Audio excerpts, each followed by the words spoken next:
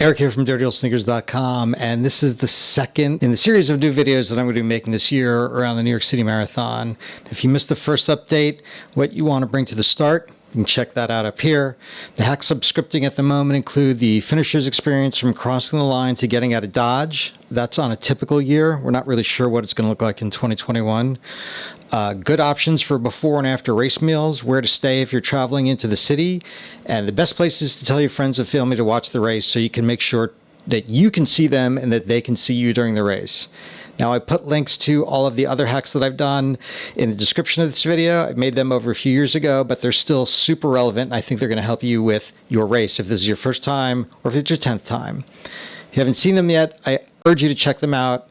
I cover things like the start village, corrals, and the start line, whether to choose baggage check or the ever popular poncho option, the best option for getting to the start, side note, ferry is better, race day strategies, and some insider tips and tricks. What are those tips? Well, like no matter what you've heard, there is no waterfall of urine on the Verrazano Bridge, or where to conserve your energy on the course and where to let it all out. But let's get to the reason for today's video. COVID has changed the face of running races, in the largest marathon in the world, in the largest city of the world, is no different. I wanted to go through and tell you about a number of things that are going to be different about the New York City Marathon in 2021.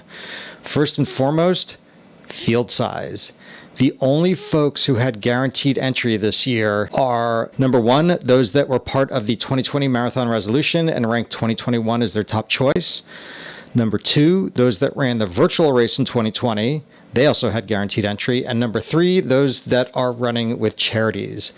There was no lottery this year, no qualifying racers, and no 9+1 entrants from 2020. In 2019, the race had 53,639 finishers with 54,205 starters. Let's assume that's a typical year. In 2021, the NYCC are expecting 33,000 finishers, which if my math is correct, that means 34,000 to start. So a little more calculations means that there'll be 21,000 less starters than in the past few years, what does that mean for you? Shorter lines on race day. Now, I don't think that they're going to be dramatically shorter, but you can expect that they won't be as long as they were in the past couple of years.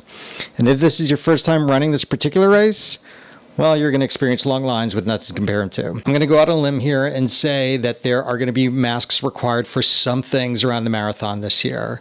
Will runners be required to wear them on the course?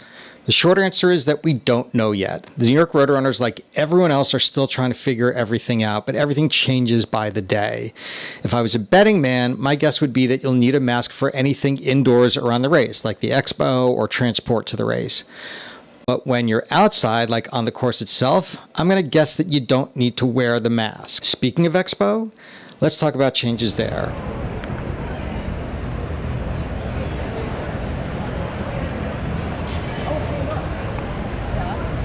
As you already know, because you've already made the choice, you can't just pop into the Expo whenever this year to get your bib. The NYCC is trying to control how many people are in the Javits Center at any given time, and you need to choose a day and a time to pick up your stuff. If you choose a time and your travel plans get messed up, or you just can't get there for whatever reason, I don't think you're going to have to stress too hard. I know in the past that even after the Expo is closed, the NYCC does everything possible to get runners their bibs, and I don't see them being any less helpful this year. Trust me, they want you to run. Side note, if you happen to be picking up your bib on Friday before noon, I'll be handing out bibs at one of the booths, so stop by and say hi if you can. Now, you can learn more about the Expo and all it entails in the video that I did a few years ago right here. Let's talk about the finish. Great job, guys. All right, New York Harriers are in the house. Team Ultra FDNY. In 2021, there is no fighting over who gets a poncho and who doesn't. Everyone gets a poncho. Thank you so much. Sorry. Bag check is usually the less popular option at the finish line and is going to be a bit different this year. Runners are going to need to check their bags prior to the race, and UPS trucks will not be at the start villages to collect them. So if you're checking a bag, you're going to need to do so by Saturday, and drop-off is going to be in Central Park. They don't know where yet, but rumor has it that pickup will be at the band shell. which you can see here on the map in relation to the finish line. So I'm guessing that drop-off will probably be there as well. I mean, this area would make sense. The bandshell is a wide open space that is an easy enough place to shuttle folks through from the finish line and then back over to the west side to get out of the park. But we'll see what the team announces as we get closer to the race. That's about all we know for now. I'm going to post an update when we find out more info, but until then, don't forget to subscribe and click the bell next to it so you get notified when I add new videos up. Thanks for tuning in, and I will see you next time.